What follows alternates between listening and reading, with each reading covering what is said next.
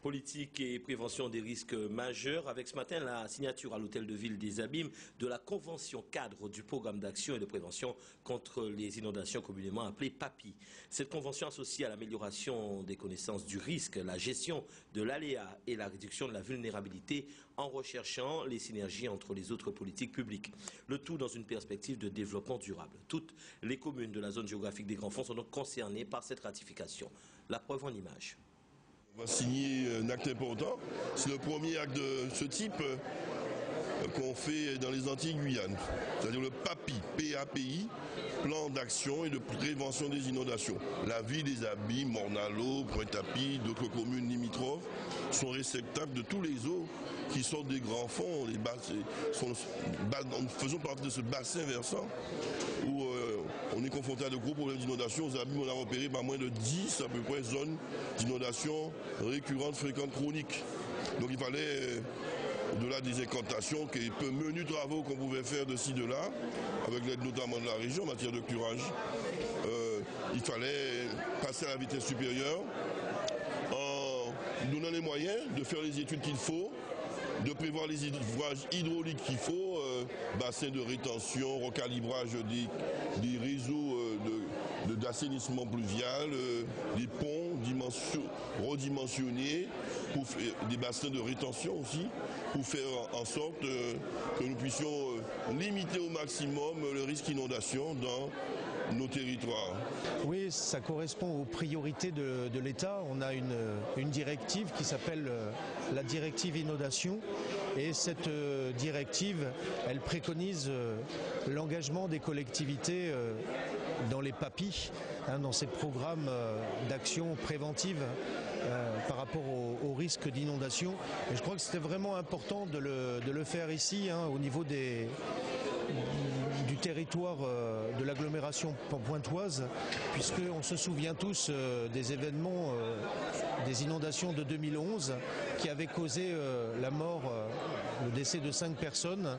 Et après ces inondations de 2011, on a vraiment eu la volonté de tous les acteurs locaux, des collectivités, de l'État, de s'engager dans un programme de prise en compte de ces inondations avec une connaissance du risque, je dirais des mesures pour gérer la crise si elle survient, de l'information des populations et des travaux, la mise en place d'un programme de travaux qui sera un programme important pour réduire ce risque d'inondation.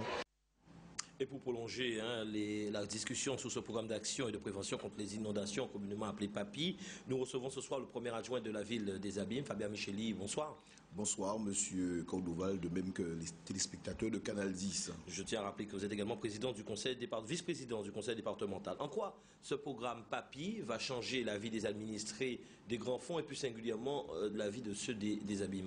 Mais je voudrais tout d'abord, avant de répondre à cette question, souligner cette signature ce matin, parce que bien souvent on dit que les élus ne se mettent pas ensemble pour les grands dossiers qui concernent la Guadeloupe. Et donc il faut souligner ce caractère-là, que les 6 maires des 6 communes du bassin versant de Grands Fonds se mettent ensemble pour pouvoir mettre en place le PAPI pour pouvoir diminuer les effets des inondations.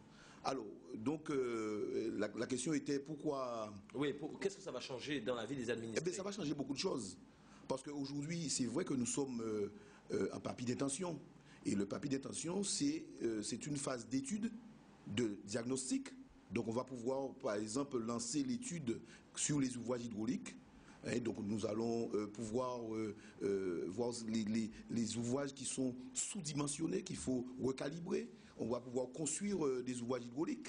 Eh bien, ça va changer des choses, parce que ça va faire en sorte que nous puissions agir concrètement sur l'environnement des administrés. Par exemple, aujourd'hui, nous sommes confrontés, au niveau de la ville des Abîmes et un peu partout, de l'incivilité de la population, qui ont conçu d'une manière anarchique, qui ont comblé le passage des ravines, qui ont construit à proximité et qui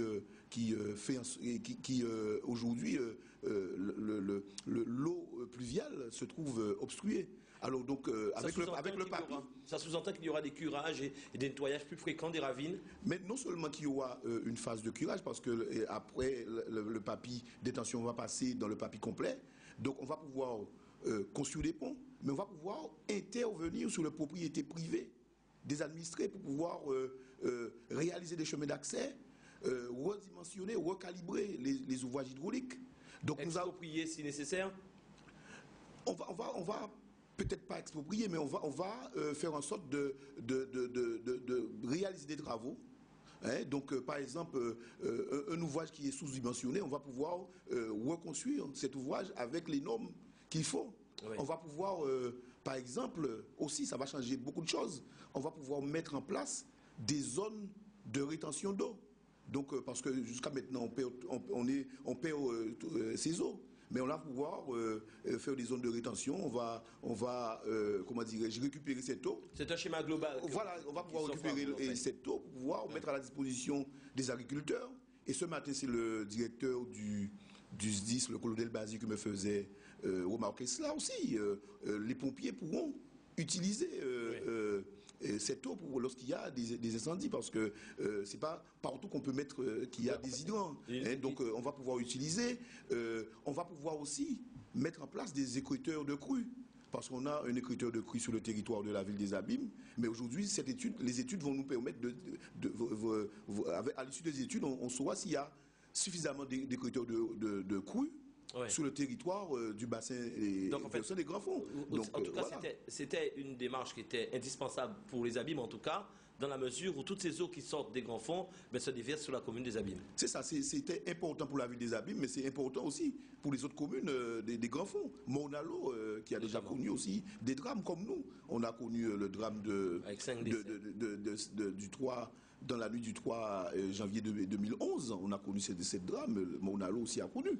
Et donc, c'est un programme global, parce qu'il y a les inondations, mais aux Abîmes, nous ne sommes pas concernés, mais il y aura aussi une phase concernant la submersion marine. C'est Sainte-Anne qui est concernée, c'est le Moule qui est concerné, c'est le Gosier qui est concerné. Donc, c'est un plan d'ensemble, et pour une fois, et donc c'est une action salutaire, parce que les 6 maires, hein, le député maire de la ville des Abîmes, le député maire de la ville du Moule, le maire du Gosier, le maire de Pointe-à-Pitre, le maire de Sainte-Anne, le maire de Monalo, eh bien nous conjuguons nos efforts aux côtés de l'État, aux côtés des collectivités territoriales majeures, conseil général, conseil régional, oui. Au niveau de l'office de l'eau, au niveau de l'État, au niveau de la DEAL, et donc les fonds, pour qu'on puisse collecter les fonds européens, on va mutualiser tous les moyens et pour qu'on puisse combattre les phénomènes des inondations.